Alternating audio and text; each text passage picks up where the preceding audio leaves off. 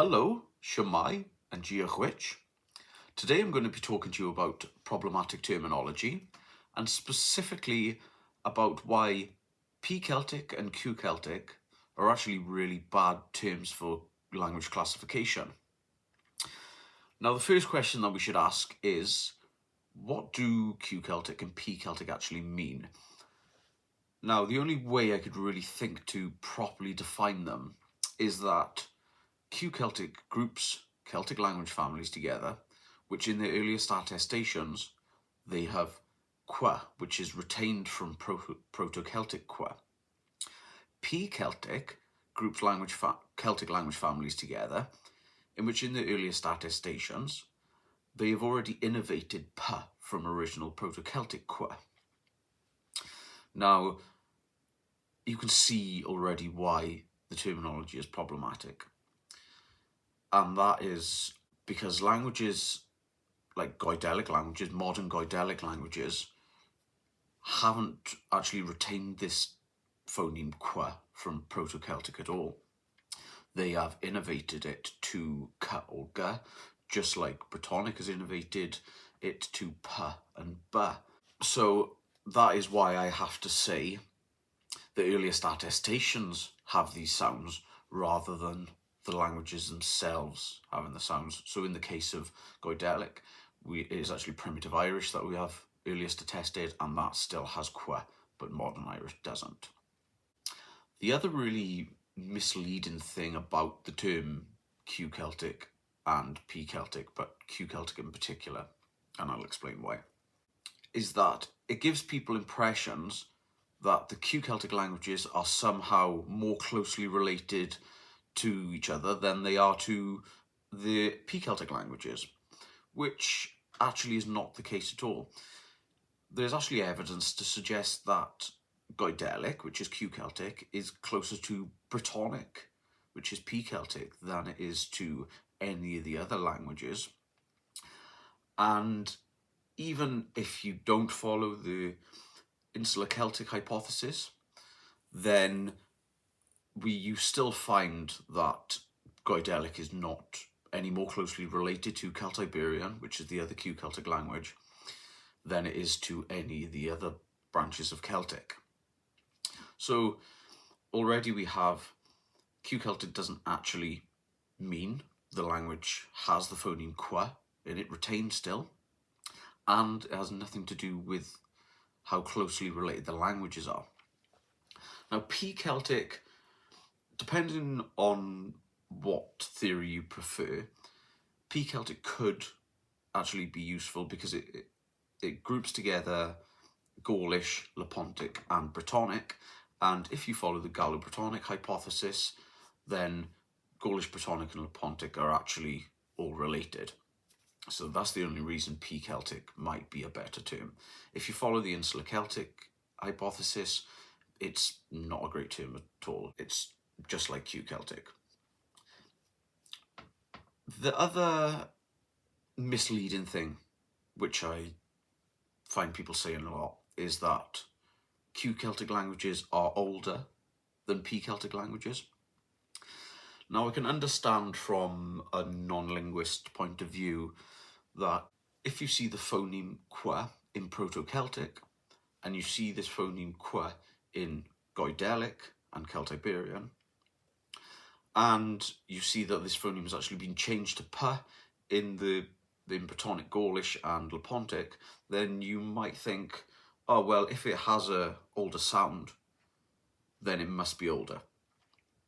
Now that isn't at all the way language works.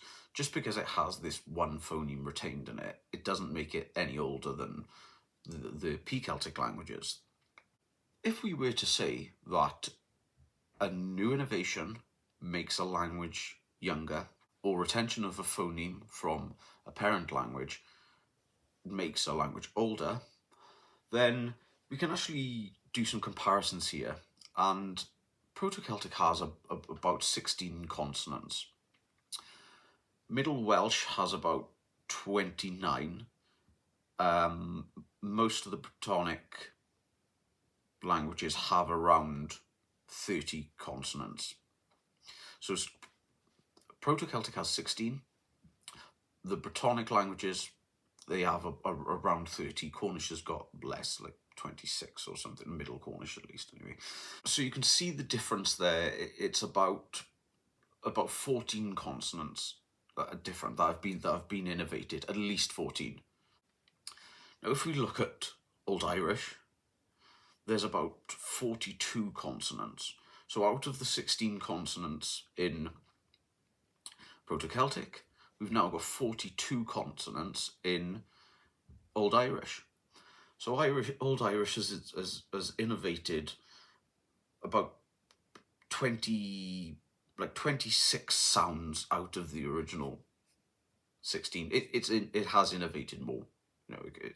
But we're just going to go for the low number just to make it easy and say it's innovated at least 26 sounds out of Proto-Celtic. So if Brittonic has only innovated 14 and Old Irish has innovated 26, does that make Brittonic the older language because it has less innovations? It doesn't. I'll tell you that, it doesn't. Goidelic and Brittonic, they are, neither of them are older than each other. Talking about what language is older than what another language is we don't really do that, because when does one language become another language? It's like the question of what's the difference between a language and a dialect. When do these dialects develop into languages? So I don't really like talking about language age, because we're saying one language is older than the other, because it doesn't really make that much sense. So this retention of the one phoneme qu doesn't necessarily make Q-Celtic languages older. The other thing that tells you that Q-Celtic languages aren't necessarily older is that no matter what hypothesis you follow about the Celtic language families, or almost all of them, but the popular ones, everyone pretty much agrees that Celtiberian was the first language to develop out of Proto-Celtic, and Celtiberian is a Q-Celtic language. So then you might be thinking, yeah, it's Q-Celtic is older. But Goidelic, which is also Q-Celtic, is the last language family to develop out of Proto-Celtic. So in between Celtiberian, you know, we've got Lepontic, Gaulish, Brittonic, and Goidelic is the last language family to develop out of Proto-Celtic. So you can see that Q-Celtic languages are not the oldest, because Goidelic certainly is not the oldest. I hope this has been insightful. I hope that you understand the terms P and Q Celtic. I hope you understand why they're really bad terms. If you have anything else to add to the subject, or any thoughts on the subject, you can put them in the comments. I'd love to hear them. And thank you very much for watching my video, and have a great day.